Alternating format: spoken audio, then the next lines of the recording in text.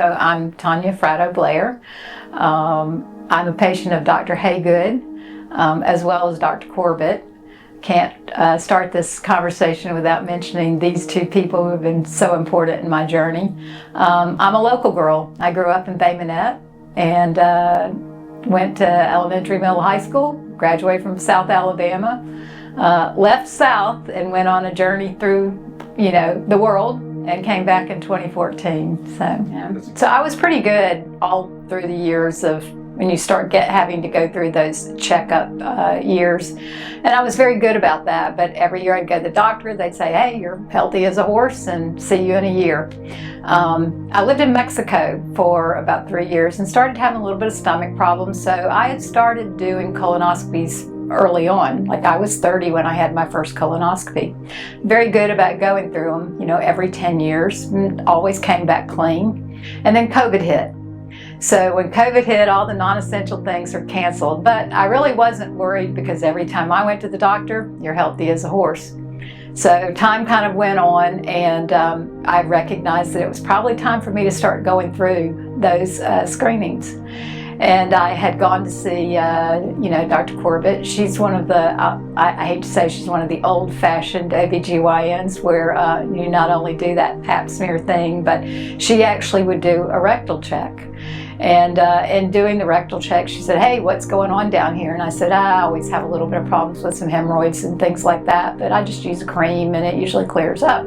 She said, I think that you've got something more going on and you need to go see Dr. Haygood. Well, he had been my GI, so I scheduled the appointment with Dr. Haygood on a Friday, thinking it wasn't serious because Dr. Corbett had scheduled it on a Tuesday, but I had a board meeting and that was far more important. So I took off for my board meeting, came back on that Friday. Dr. Haygood did kind of a visual and said, yeah, we've got something going on down here.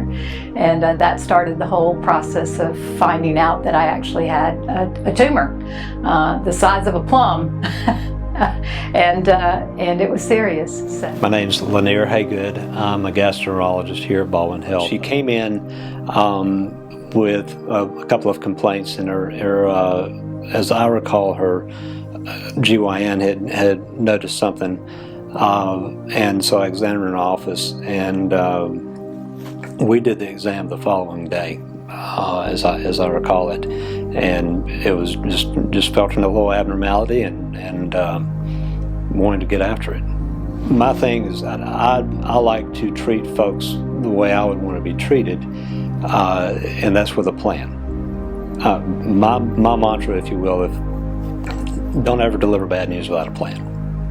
I try not to give people too much time to Google, so I usually have appointments set up. If I'm pretty sure that we've got an issue, I get people set up with appointments. A lot of times at the bedside, which some may view jumping the gun because you don't have a tissue diagnosis, but if you do this long enough, generally you know when you have a problem and kind of how it needs to be dealt with. I remember that Dr. Haygood stayed with me through the journey, and he would text me and ask me how things were going.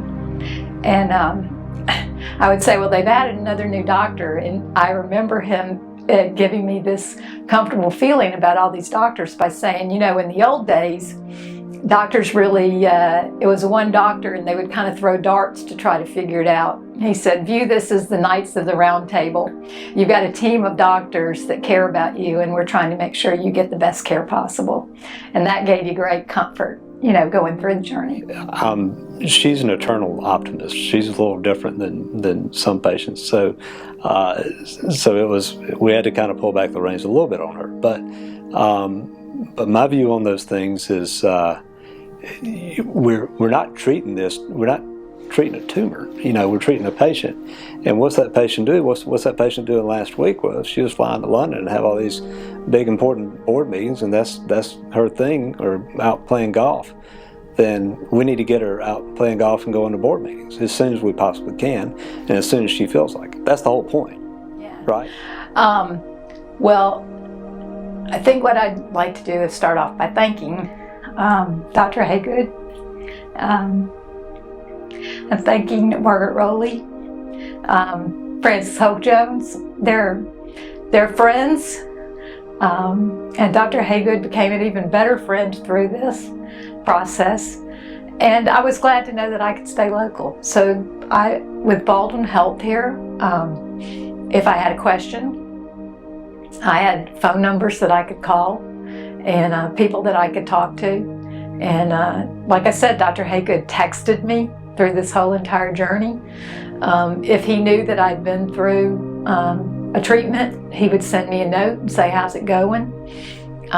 So he kept track of me and still does to this day. You know, I will get a text from him every once in a while, or if I see him in the hospital, he comes over and hugs my neck and asks how I'm going. So he's always asking about me. He hasn't forgotten me.